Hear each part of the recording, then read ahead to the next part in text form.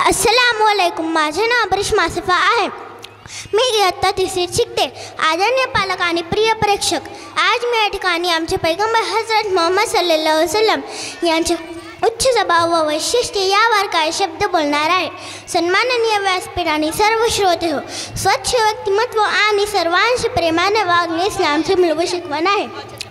पैगंबर मोहम्मद सल्लल्लाहु अलैहि वसल्लम या जगात हेच उद्देश घेऊन आले होते की लोकांनी प्रेमाने कसे वागावे याची शिकवण द्यावी. उदाहरणार्थ मी त्यांच्या जीवनातील 1-2 घटना कथन करणार आहे.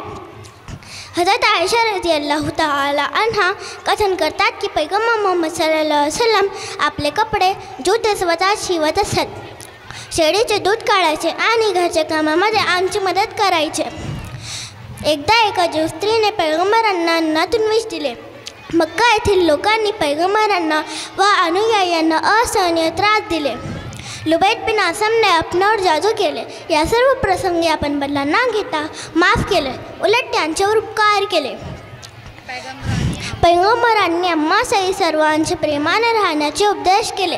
शेजाऱ्यांशी इतर धर्मांशी चांगले राहण्यास सांगितले.